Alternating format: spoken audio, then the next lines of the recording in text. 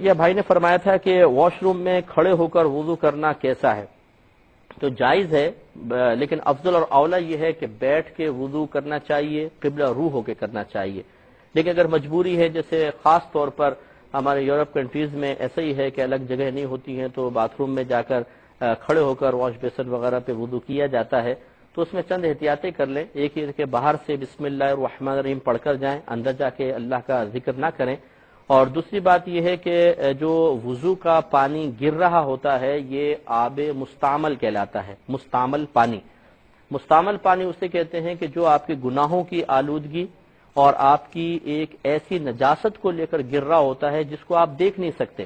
یعنی بے وضو پن ایک نجاست ہے، جنابت ایک نجاست ہے، ہم اس کو دیکھ نہیں سکتے ہیں۔ شریعت نے کہا ہے کہ بے وضو پن ایک نجاست ہے، یہی وجہ ہے کہ ہم بے وضو نماز نہیں پڑھ سکتے ہیں کیونکہ ہم ناپاک ہیں، تو یہ پانی اس ناپاکی کو لے کر گر رہا ہوتا ہے، تو بہتر نہیں ہے کہ یہ پانی آپ کے بدن پر گرے، آپ کے کپڑوں پر گرے۔ اس لیے فقہا نے فرمایا کہ کھڑے ہو کر وضو کریں، تھوڑی سی احتیاط یہ کریں کہ آپ اس انداز سے وضو کریں کہ آپ کا پانی آپ کے کپڑوں پر گر کر اس کو آلودہ نہ کرے، کیونکہ اس پانی کو اپنے جسم پر یا کپڑوں پہ گرانا مکروہ ہوتا ہے۔ تو بریک کے بعد مختصر تھوڑا سا میں اور اس کے بارے میں عرض کروں گا۔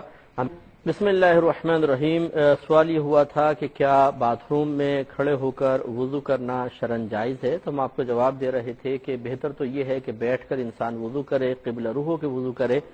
لیکن بامر مجبوری شریعت نے باقاعدہ اس کی اجازت دی ہے، لیکن اس میں چند احتیاطیں کر لیں کہ ایک تو واش روم کے باہر سے ہی بسم اللہ الرحمن الرحیم پڑھ کر اندر داخل ہوں، اندر ذکر الہی وغیرہ نہ کریں۔ دوسرا، دوران وضو اعضاء سے ٹپکتے ہوئے پانی سے اپنے جسم کو اور اپنے کپڑوں کو بچائیں کہ اس پانی کا جسم پہ گرنا مکروہ تنزیہی ہے۔ مکروہ تنزیہ اس عمل کو کہتے ہیں کہ شریعت کو ناپسند ہے لیکن انسان گناہگار نہیں ہوگا، تو وہ کس طریقے سے کرنا ہے وہ میں آپ کو بتاتا ہوں۔ پہلے کال جو آواز کی طرف آئیں گے، کافی سوال جمع ہو گئے ہیں، تو ہم آپ کو وضو کے بارے میں عرض کر رہے تھے کہ جب آپ کھڑے ہو کے وضو کریں تو مثلا جب آپ نے چہرہ دھو لیا تو ایک تولیہ وغیرہ کو قریب رکھیں، اس سے تھوڑا سا اتنا خشک کر لیں کہ پانی ٹپکتا ہوا پانی جو ہے وہ بند ہو جائے۔ پورا خشک نہیں کرنا ہے لیکن اتنا کہ وہ مزید نہ ٹپکے، کیونکہ تھوڑی بہت تری کو چہرے پہ ہاتھوں پہ رہنے دینا چاہیے کہ بروز قیامت یہ تری میزان میں باقاعدہ تولی جائے گی۔